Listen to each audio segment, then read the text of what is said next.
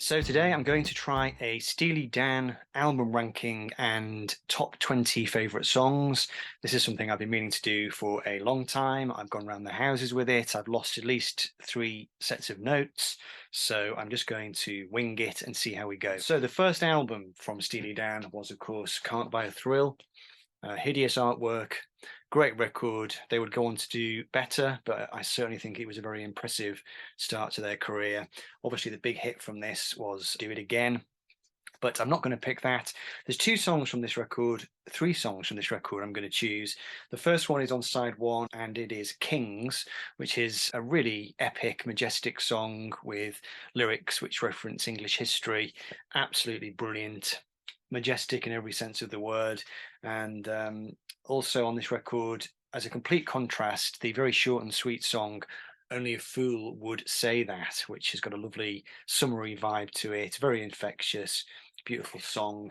And then also from this album, I'm going to go to side 2, second to last track is Change of the Guard, which is just a great grooving rocker from the boys. So the first 3 songs chosen are from the first album, Can't Buy a Thrill. So now we move on to the second LP, which I think was a more evolved statement and had some fantastic music on it. They were starting to hone their craft now. That irresistible fusion of rock and jazz was really starting to snap into focus. So from this record, I've chosen 3 songs again. So I decided to pick the second song on side 1, which is called Razor Boy, which just contains some of their most beautiful harmonic work, gorgeous chord sequence, lovely mix of instruments coming through on that record. They were really starting to show their arranging skills. Fabulous song. And I couldn't resist choosing from side 2 My Old School, which is one of their best known numbers. It's just got some tremendous guitar playing on it, very infectious, very catchy. One of their best tunes, couldn't really leave that one off. But then a big favorite of mine, a big favorite Steely Dan song overall, is the final song on this record, which is called King of the World, which is one of their first true epics, really. It starts out small and continues to grow, gets bigger and bigger and more grand, and it seems to just contain just vistas of just landscapes, urban landscapes stretching off into the shimmering sunshine. Really amazing song, and yeah, definitely one of my all-time favorite Steely Dan numbers, King of the World. Right, so moving on to the curiously named Pretzel Logic. What an album cover. Now, this is the record that really properly got me into Steely Dan back when I was starting to explore their music properly. I got completely addicted to this record. So let's see what we've got from this. So there's quite a few songs from this. I couldn't resist including the opening song, Ricky Don't Lose That Number, which has that great Blue Note style jazz arrangement. Sounds very similar to Horace Silver, finger clicking stuff, bluesy, just a wonderful, infectious tune. And then the second track, one of my all-time favorite Steely Dan songs, is Night by Night, which is it's got a great horn arrangement. Sounds like the opening sounds like the theme tune from some great lost 1970s cop show. Very urban, very nighttime, great vibe. Just absolutely love it.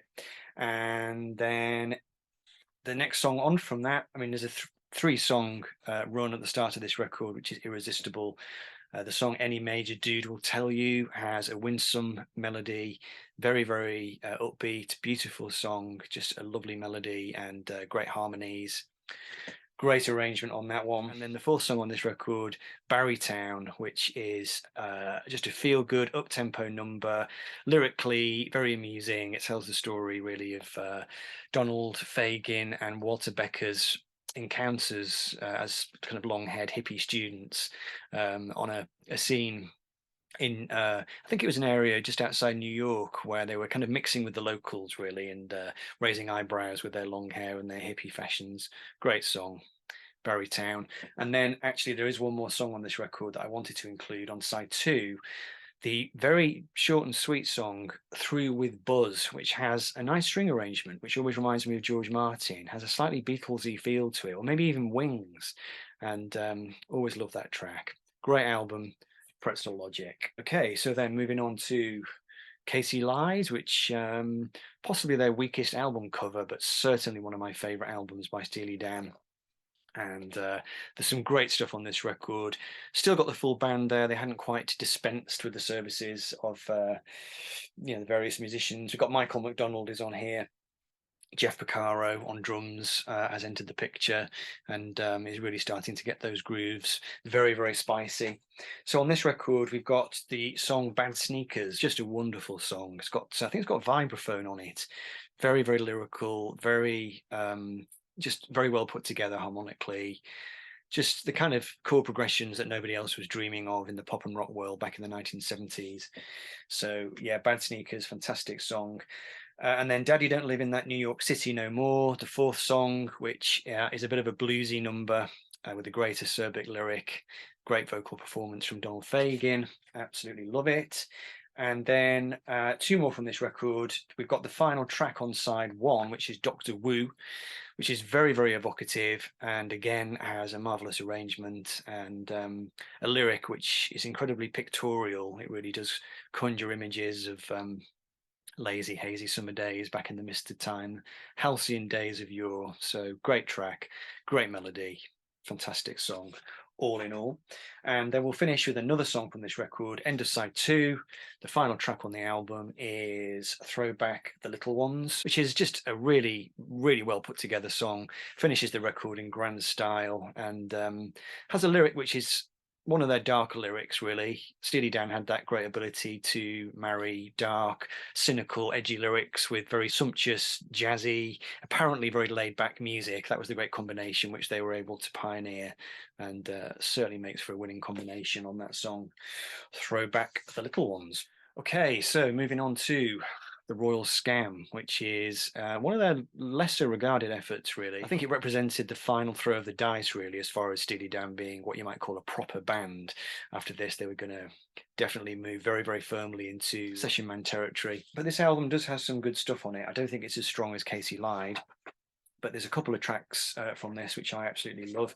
The first is on side two, Haitian Divorce, which is one of their funniest songs, really. It tells the story of a young couple getting married, going on honeymoon, and their marriage basically doesn't survive the honeymoon. And there's a bit of a tangled web of intrigue lyrically in the story, but certainly a very clever song, a very infectious song, and some great guitar work in it, and one of my favourite vocal performances from Donald Fagen. I had to go also with the title track, "The Royal Scam," on the end of side one, which is very dark and atmospheric song. It's quite filmic, sounds like the theme tune to some epic urban movie of some kind, and it kind of matches the artwork, that kind of dark, slightly dystopian kind of feel, the kind of thunderclouds in the sky and the big skyscrapers, and that song is a great evocation of that. So there we go. So we're on to number 18 now, and we move to the album which everybody has in their collection, Asia. This is the one which does divide opinion slightly. There are some people who don't like this record. They say it's too smooth, too sophisticated, etc., etc. It's definitely a sonic masterpiece. It is maybe a little bit on the slick side, but I still love it. This is the first Steely Dan record I ever owned back in the 90s. It took me a while to get into it, but it's a great record. Only two songs from this one, though. I picked the title track, Asia, which features the stunning drumming prowess of Steve Gadd and also has some great saxophone playing by Wayne Shorter, and is one of their more epic tracks.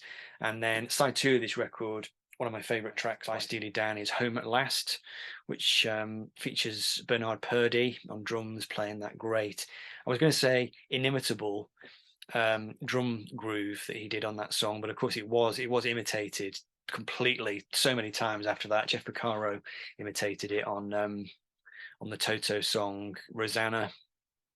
A really, really infectious groove, great piano work, and a yearning lyric. A song about Donald and Walter yearning for their homeland, really. Being out in LA and just thinking back to the streets of New York and wishing to be home at last. Great work. And then finally, we've got Gaucho, the last of the original run of albums, and Only one song from this. I'm going to go with the title track, which I think is stunning, absolutely stunning. It's one of those songs where you can pour yourself a glass of wine, dim the lights, whack up the volume, and it's truly widescreen, panoramic. Just an absolutely amazing arrangement and a great, great sound. So there we go, 20 favourite Steely Dan songs. So now let us attempt, rather unwisely, an album ranking. Okay, so coming in at number 7, we have Gaucho. Great album, but it's definitely my least favorite of the original bunch. It is very, very smooth at this point, and it's starting to sound like coffee table music in places. At number 6, we've got an album which I do like, but I don't think the material on here is as strong as it had been. Starting to sound like Burnout, really, but it's still got some good stuff on it. Some people might have this one a bit higher, but I'm going to put the debut album, Can't Buy a Thrill, at number 6. I think it's a good album, but I think they would go on to do a lot better. And I think in places it sounds a little bit like a band that are still trying to find their sound and trying to find their feet, but still a great debut. Number 4, this is the one that most people might have at number 1. I'm going to put Asia.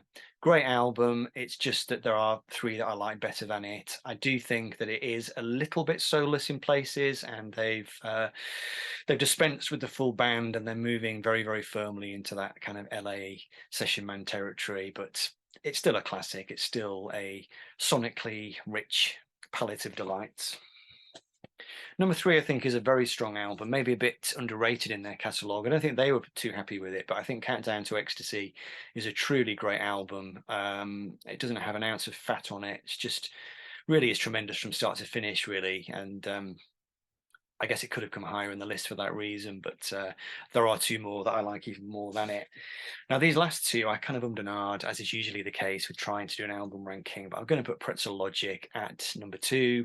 Side 1 of this record is pretty much faultless. The East St. Louis Toodaloo at the end of side 1, I guess, is a little bit dispensable. And side 2 veers off a little bit towards the end for me, but the opening set of tracks, Ricky Don't Lose That Number, Night by Night, Any Major Dude, and Barrytown, are all 10 out of 10 songs. So definitely a very strong album, and it's long been a favourite. But I thought I would put this top. This is the one that I've bonded with the most over the years. This is Casey Lied.